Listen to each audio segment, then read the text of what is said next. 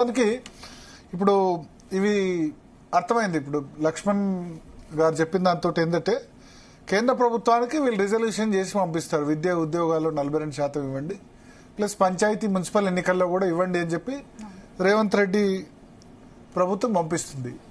పంపించిన తర్వాత ఆమోదించాల్సింది ఎవరు? కేంద్ర ప్రభుత్వం. కేంద్ర ప్రభుత్వం ఆమోదించదు, దాన్ని ఆగిపోతుంది. సేమ్ కేసీఆర్ గవర్నమెంట్ కూడా అప్పుడు మైనారిటీ రిజర్వేషన్స్, ముస్లిం రిజర్వేషన్స్ 4% నుంచి, తర్వాత ఎస్టీ రిజర్వేషన్స్ 6% నుంచి 10%, ప్లస్ మైనారిటీలను కూడా కలిపి పంపించడంతో ఏమైందంటే అది అక్కడే ఆగిపోయింది.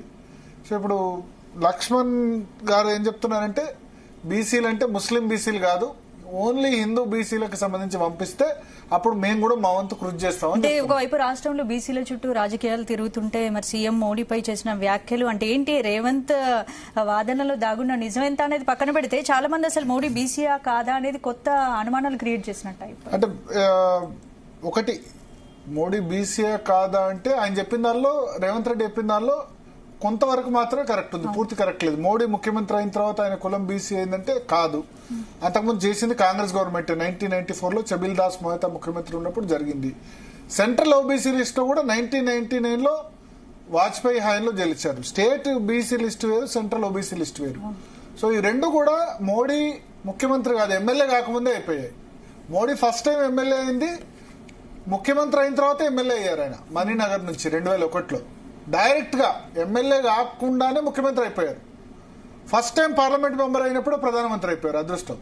96 నుంచి బీజేపీ నేషనల్ సెక్రటరీగా ఉన్నారు, కానీ ఎన్నడూ కూడా గుజరాత్ లో అడుగు పెట్టలేదు. ఎప్పుడైతే కేశుభాయ్ పటేల్ కొంత భూకంప సంబంధించి భుజ్ లో వచ్చిన భూకంపం ఆ నివారణ చర్యలు నెగటివ్ నేమ్ వచ్చింది అనుకున్నారు, అప్పుడు నరేంద్ర మోడీని ముఖ్యమంత్రిగా చేశారు.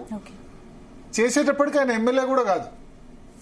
సో ఆయన ముఖ్యమంత్రి అయినందుకోసం ఒకళ్ళతో బై ఎలక్షన్ చేయించి రిజైన్ చేయించి చేశారు.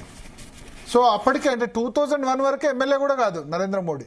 ఈ 24 సంవత్సరాలుగానే ఆయన కాలంలో ఉన్నారు. అంతకుముందు కేవలం ప్రచారకగా మాత్రమే ఉండే, ముఖ్యంగా సంఘ్ దాని నుంచి తరపున.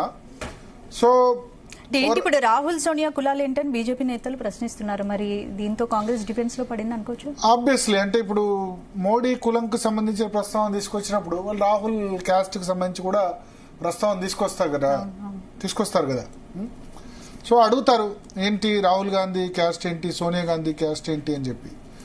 సో ఆబ్వియస్లీ ఇది అన్నెసరీ చర్చకు దారితీస్తుంది. బీజేపీ అన్నట్టు 6 గ్యారంటీల నుంచి తప్పించుకునేందుకు, లేకపోతే వేరే వాటి గురించి తప్పించేందుకు ఇది డైవర్ట్ పాలిటిక్స్ అని కూడా విమర్శలు వచ్చే అవకాశం ఉంటుంది ఖచ్చితంగా.